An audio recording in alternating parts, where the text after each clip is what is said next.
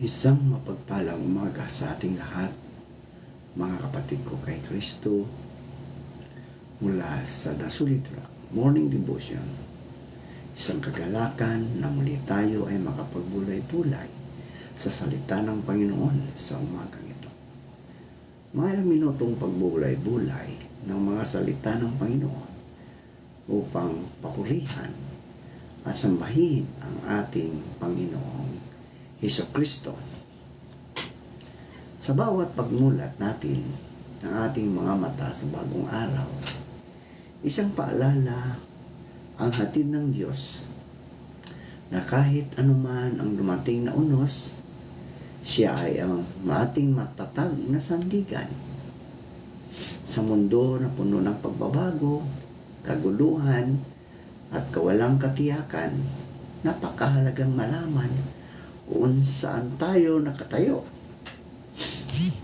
Ang The Solid Rock Morning Devotion, ito ay paalala na ang ating pananampalataya ay dapat nakatayo sa matibay na pundasyon, at iyon ay walang iba kundi si Hesukristo. Tulad ng sinabi sa Mateo 7:24-25, ang bawat nakikinig sa aking mga salita ay nagsasagawa nito ay tulad ng isang taong matalino na nagtayo ng bahay sa ibabaw ng bato. Bumuhos man ang ulan, bumaha man at humangin ng malakas, hindi ito gumuho. Ang The Solid Rock ay sumisimbolo sa katatagan, sa tiwala, at sa katiyakan ng pag-ibig ng Diyos. Kapag ang ating buhay ay tinayo sa Kanya, hindi tayo madaling matinag ng mga problema, tukso o takot. Maaaring yumanig ang ating paligid, ngunit nanatiling matatag ang ating pananampalataya sapagkat ang ating pundasyon ay si Hesukristo. Kaya sa ating morning devotion, mga kapatid, anyayahan natin ang presensya ng Diyos sa ating mga puso. Tayo ay magpasalamat sa Kanya na Siya ang ating matibay na bato, ang ating kanlungan, ang ating lakas at pag-asa sa bawat araw ng ating buhay. Ang ating pong pagbubulayan ngayong umaga ay matatagpuan sa Kawikaan. Kawikaan 25, talatang 25. Ito po ang sinasabi, kung paanong ang malamig na tubig ay nakapapawi ng uhaw sa pagod na tao. Gayon ang mabuting balita mula sa malayong lupain. Pinagpala na po tayo sa pagkabasa at pagkarinig ng Kanyang mga salita. Tayo po ay manalangin. Mapagmahal at makapangyarihang Diyos, lumalapit po kami sa iyo ng may kababaang loob at buong pagtitiwala. Ikaw ang aming kanlungan, lakas at pag-asa sa bawat panahon. Sa iyo namin inihabilin ang lahat ng aming dalangin. Aming inilalapit, Panginoon, ang aming mga kapatid na nasa banig ng mga karamdaman. O Diyos na dakilang manggagamot, ipadama mo po ang iyong mapagpagaling na kamay. Hipuin mo ang mga katawan na nanghihina, ang mga pusong nababalisa, at ang mga isipang napapagod. Bigyan mo sila ng lakas, kapayapaan, at pag-asang nagmumula sa iyo. Palakasin mo rin ang loob ng kanilang mga mahal sa buhay at gawing daluyan ng iyong habag ang mga doktor at tagapag-alaga. Amin ding inilalapit, O Diyos, ang aming mga kapatid na magsisipasok ngayon sa kanilang mga trabaho. Panginoon, samahan mo po sila sa kanilang paglalakbay at sa bawat gawain ng kanilang mga kamay. Ingatan mo sila sa anumang kapahamakan. Bigyan mo ng katarungan, bigyan mo ng karunungan sa pagpapasya, sipag sa paggawa, at katapatan sa tungkulin. Naway maging daan ang kanilang trabaho upang maparangalan ka at maging pagpapala sa kanilang pamilya at sa kapwa. Amin ding inilalapit sa inyo ang aming mga kapatid na nagtatrabaho sa ibang bansa, ang mga OFW o Diyos. Ama, yakapin mo po sila ng iyong pag-ibig sa kabila ng kalayuan sa tahanan. Bigyan mo sila ng lakas ng loob sa pagod, aliw sa pangungulila, at proteksyon sa bawat araw. Ingatan mo ang kanilang mga pamilya na iniwan dito sa Pilipinas at panatilihin mo ang kanilang pananampalataya at pag-asa habang sila'y nagsasakripisyo para sa kinabukasan. Amin ding inilalapit, O Diyos, ang aming bayan, ang aming bansa. Diyos ng mga bansa, aming idinadalangin ang Pilipinas. Pagkalooban mo po kami ng mga pinunong may takot sa iyo, may malasakit sa mamamayan, at tapat sa paglilingkod. Hilumin mo ang mga sugat ng pagkakahati-hati. Itanim mo ang katarungan, kapayapaan, at pagkakaisa sa aming bayan. Gabayan mo kami bilang isang sambahayan at na lumakad ayon sa iyong kalooban. Amin ding inilalapit, Panginoon, ang aming mga kapatid na nasa laylayan ng lipunan. Maawaing Diyos, lingapin mo po ang mga mahihirap, ang mga nagugutom, ang mga walang tirahan, inaapi at nakakalimutan ng lipunan. Ikaw ang kanilang pag-asa, O Diyos, kapag ang mundo ay tumatalikod. Pagkalooban mo sila ng sapat na pagkain, dignidad at pagkakataon. Gamitin mo rin kami, Panginoon, bilang mga instrumento ng iyong awa at pagmamahal. Amin din inilalapit sa iyo, O Diyos, ang aming mga kapastoran, aming mapagkalingang Diyos at Ama. Aming ipinagpapasalamat ang pagkakataong ito ng pahinga at muling paglapit sa iyo. Sa mga sandaling ito, inihandog namin sa inyo ang aming mga pastor ng Lowlands Cavite South Manila Conference na magbabiyahe para sa kanilang retreat. Panginoon, samahan ninyo sila sa bawat hakbang ng kanilang paglalakbay. Ingatan niyo sila sa daan. Ilayo sa kapahamakan, pagod at anumang abala. Bigyan niyo sila ng maayos na panahon, malinaw na isipan, at mapayapang biyahe mula sa kanilang pag-alis hanggang sa kanilang pagdating. Naway ang retreat na ito ay maging banal na panahon ng pahinga para sa kanilang katawan, kaisipan at espiritu. Palakasin ninyo ang kanilang loob, sariwain ang kanilang pagtawag, at punuin ng bagong sigla ang kanilang puso sa paglilingkod. Kung may bigat man silang dinadala, ipaubayan ninyo ito sa inyo at palitan ng kapayapaan at pag-asa. Panginoong Diyos, basbasan din ninyo ang kanilang mga pamilya at mga kongregasyong pansamantalang maiiwan. Ipaalala ninyo na ang mga pastor ay hindi lamang tagapaglingkod, kundi mga anak din ninyo na nangangailangan ng pahinga at pag-aaruga. Ipinagkakatiwala namin sa inyo ang kanilang paglalakbay at ang bunga ng retreat na ito. Naway sila'y bumalik na may pusong pinalakas pananampalatayang pinatibay at pag-ibig na may mas lalo pang umaapaw. Panginoong Diyos, tinatanggap namin na Ikaw ang may hawak ng aming buhay at ang aming kinabukasan. Salamat po sa pakikinig sa aming mga panalangin.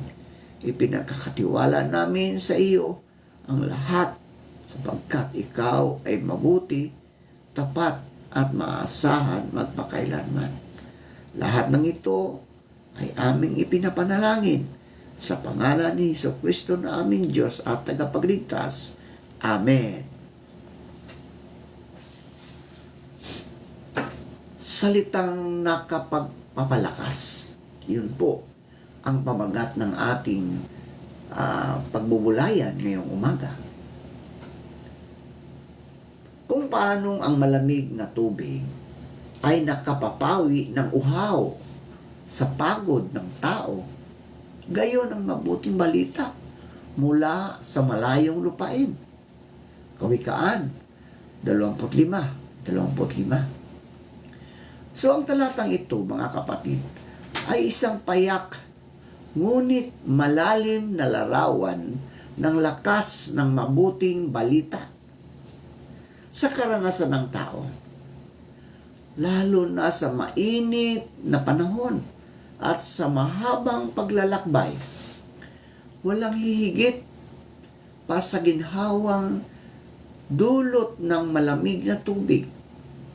Ito'y hindi lamang nagpapawi ng uhaw, kundi nagbibigay ng panibagong lakas upang magpatuloy. Ganitong inihalin tulad ng kawikaan ang mabuting balita. Nagkapapawi ng pagod, ng puso at nagbibigay buhay sa nalulumbay na diwa. Sa panahon ng pagkakasulat ng kawikaan, ang balita mula sa malayong lupain ay bihira at matagal bago makarating. Madalas ito'y dumaraan sa maraming pagsubok at panganib. Kaya't kapag ang balita ay dumating, lalo na kung ito'y mabuti, nagiging dahilan ng labis na kagalakan at ginhawa. Ipinapakita ng talata na ang mabuting balita ay hindi lamang impormasyon. No? Hindi lamang impormasyon. Ito ay pag-asa.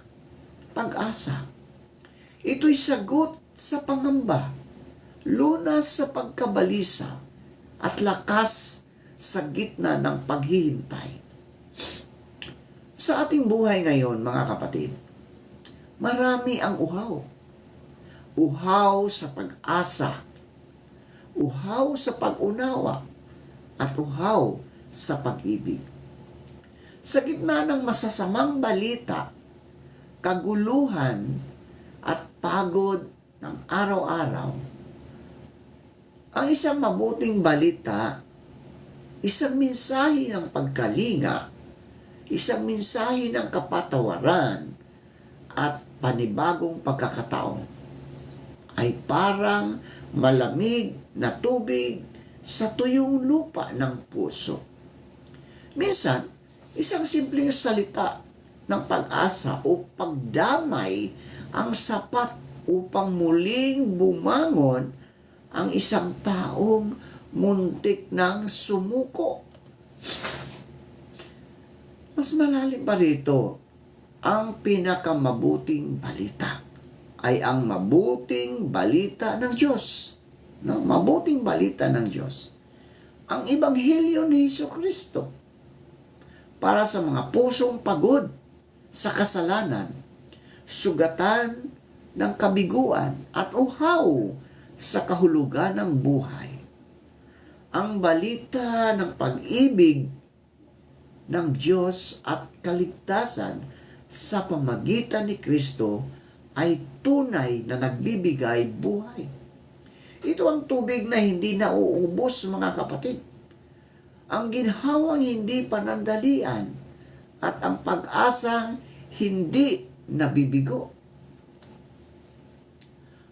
Hamon din ang Kawikaan 25, talatang 25, sa atin bilang mga mananampalataya. Mga kapatid, tayo ba ay tagapagdala ng mabuting balita o nagiging tagapagpasan ng bigat sa kapwa? Ang ating mga salita, kilos at paraan ng pakikitungo ay maaaring maging malamig na tubig o dagdag na pasanin. Kapag tayo nagbahagi ng katotohanan na may pag-ibig, pag-asa na may malasakit, at paalala ng katapatan ng Diyos, nagiging daluyan tayo ng kanyang ginawa. Ipinapaalala rin ng talatang ito na ang kahalagahan ng pagtatyaga sa paghihintay. Tulad ng balitang nagmumula sa malayo, may mga sagot at biyayang dumarating sa tamang panahon ng Diyos.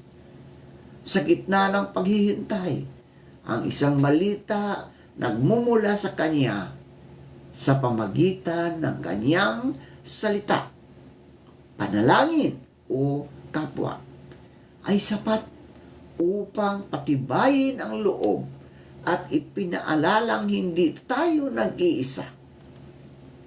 Sa huli mga kapatid, ang Kawikaan 25, talatang 25, ay paanyaya na tumanggap at magbahagi ng mabuting balita. Tanggapin natin ang ginhawang nagmumula sa Diyos at ibahagi ito sa mga pusong uhaw at pagod. Sapagkat kapag ang mabuting balita ay dumating, ang buhay ay muling sumisigla at ang pag-asa ay muling bumubukal tulad ng malamig na tubig sa pagod na kaluluwa. Manalangin tayo. Aming mapagmahal na Diyos, maraming salamat po sa iyong walang hanggang pag-ibig at tapat na biyaya. Salamat sa bawat araw na iyong pinagkakaloob sa hininga ng buhay at sa lakas na nagmumula sa iyo. Salamat sa iyong salita na patuloy na gumagabay, nagtutuwid at nagbibigay liwanag sa aming mga puso. Nagpapasalamat kami sa kapatawarang iyong inialok, sa pag-asang muling bumabangon at sa pagkakataong magbago. Salamat sa iyong presensya sa gitna ng aming mga pagsubok at sa kapayapaang hindi kayang ibigay ng sanlibutan. Salamat sa mga taong iyong ginamit bilang daluyan ng iyong pag-ibig at pagpapala. O Diyos, tinatanggap namin ang lahat ng ito ng may pusong mapagpakumbaba. Naway ang aming buhay ay maging handog ng pasasalamat sa salita, sa gawa at sa pagsunod.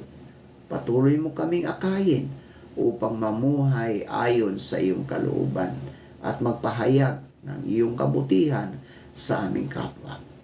Ito ang aming dalangin ng may pasasalamat sa pangalan ni Jesus. Naway pagpalain kayo ng Panginoon at ingatan sa lahat ng panahon. Naway sumainyo ang kanyang liwanag at patnubayan ang iyong mga hakbang.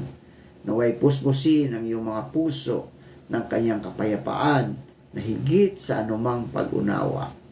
Naway lakasan kayo ng Diyos sa oras ng paghihina. Bigyan ng pag-asa sa oras ng pangamba at gawing daluyan ng kanyang pag-ibig at biyaya sa kapwa. Ang biyaya ng Panginoong Hesukristo, ang pag-ibig ng Diyos Ama at ang pakikisama ng Espiritu Santo ay sumainyo ngayon at magpakailanman. Amen at amen.